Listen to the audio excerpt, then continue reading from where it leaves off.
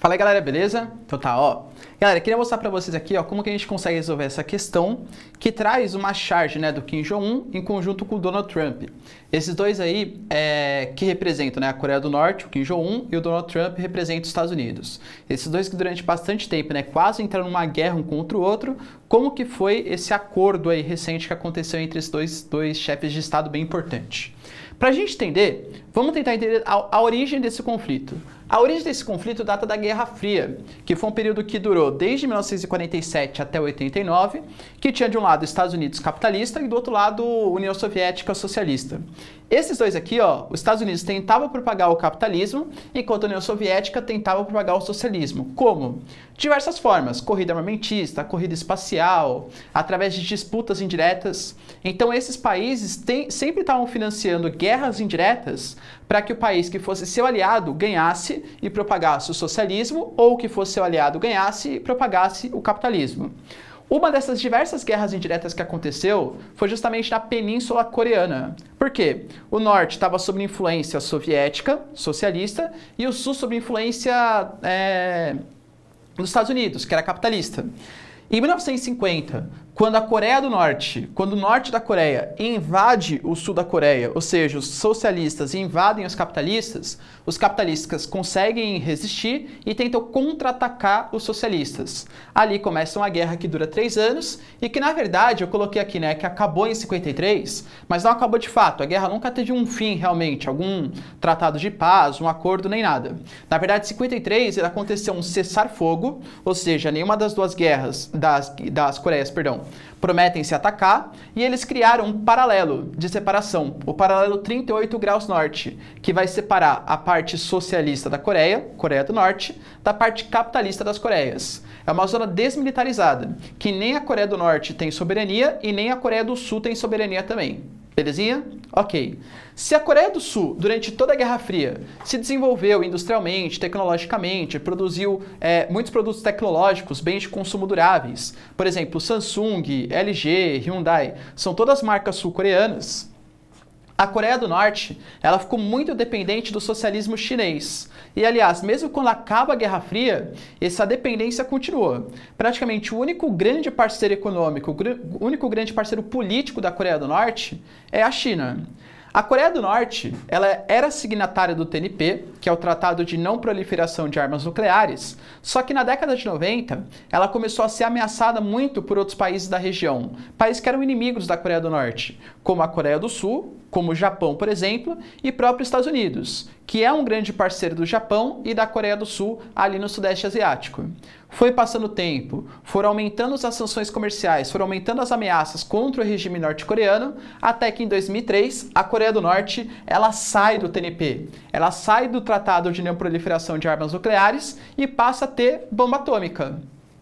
Essa bomba atômica, o que ela representou? Uma autonomia, um poder de convencimento muito maior do que ela tinha anteriormente. Porque se a gente for pensar economicamente, a Coreia do Norte se compara à China e à Coreia do Sul? Nem de perto, tá? A Coreia do Norte, ela é muito menos desenvolvida economicamente do que a Coreia do Sul e do que o Japão, por exemplo. Mas belicamente, hoje, que é um importante aspecto da geopolítica, né, de falar que é uma potência geopolítica, é o poderio militar.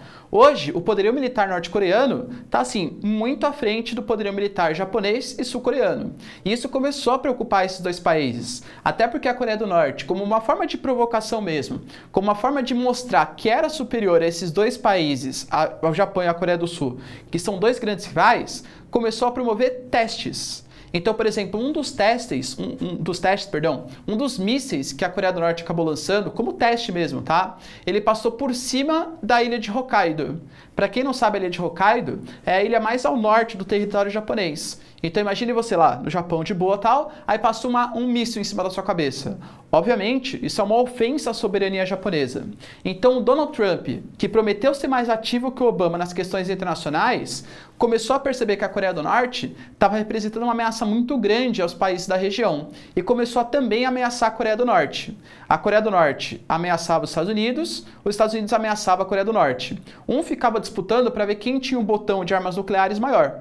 Aliás, o Twitter, né, o Twitter do Trump, sempre muito, digamos assim, importante, para ser até um pouco mais suave.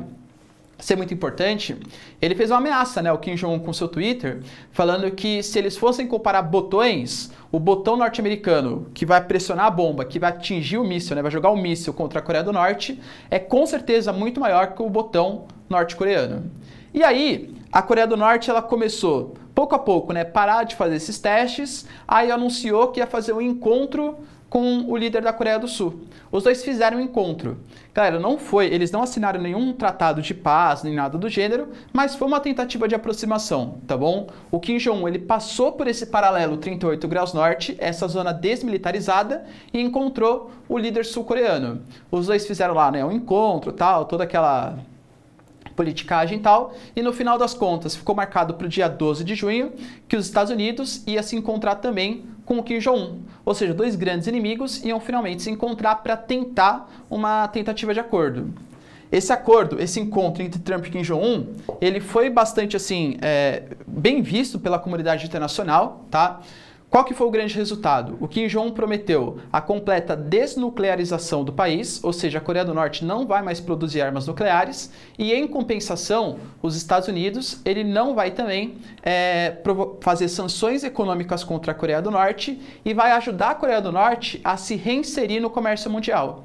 Porque a Coreia do Norte, ela buscou esse acordo principalmente por quê? Porque ela está sufocada economicamente. A Coreia do Norte hoje, ela depende exclusivamente da China, e ela quer diversificar um pouco o seu mercado, mas com as sanções norte-americanas, com as sanções sul-coreanas, com as sanções japonesas, por exemplo, não tem como a Coreia do Norte sair desse embargo gigantesco, então ela fica sufocada economicamente. Essa tentativa de aproximação, com certeza, é por questões econômicas, ok? Mas assim, convenhamos que faria bem para os dois lados. Japão e Coreia do Sul se sentiriam menos ameaçados e, por outro lado, a Coreia do Norte ia conseguir se integrar ao comércio mundial e também, pelo menos, né, melhorar um pouco economicamente, tá? Qual foi o resultado? Problemas dessa reunião. Quando que a Coreia do Norte ela vai se desnuclearizar? Qual que é o prazo? Como que a gente vai vistoriar se isso vai estar realmente acontecendo? Estados Unidos vai parar com as sanções econômicas. Quando?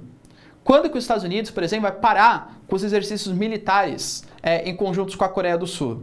Na verdade, esses exercícios militares, aliás, eles vêm provocando uma série controversa, um sério problema diplomático entre Japão e Estados Unidos. Por quê? Porque o Japão, ele não confia no Kim Jong-un. Fala assim, Donald Trump, você tá louco de parar com os exercícios militares em conjunto com os sul-coreanos ali na região da Coreia. Por quê? Porque se você parar, o Japão e a Coreia do Sul, a gente não tem poderio bélico suficiente para suportar essa pressão dos Estados Unidos, para suportar essa pressão da Coreia do Norte. Eles têm bomba atômica, a gente não tem. Aliás, os Estados Unidos anunciando que vai parar com esses exercícios militares preocupou muito o Japão, um pouco menos a Coreia do Sul, tá, que está mais confiante nesse acordo, mas o Japão está pressionando o Trump e está querendo também desenvolver armas próprias para conseguir combater um possível ataque norte-coreano, tá bom? Mas enfim, resumindo, né, foi um acordo super interessante, mas que faltaram assim prazos.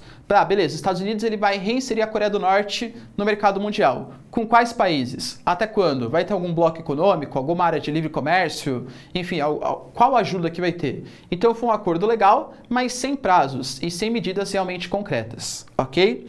Então observando, galera, todas as alternativas aí que a questão botou pra gente, com certeza, a que melhor resolve, que melhor soluciona, né, o comando aí, é a alternativa E, que apesar do acordo ser visto com bons olhos pela comunidade internacional, esse acordo ele ainda não contou com prazos e nem medidas concretas estabelecidas. Portanto, dentre todas as alternativas, com toda certeza, a alternativa E é a que melhor responde à questão. Belezinha? É isso aí.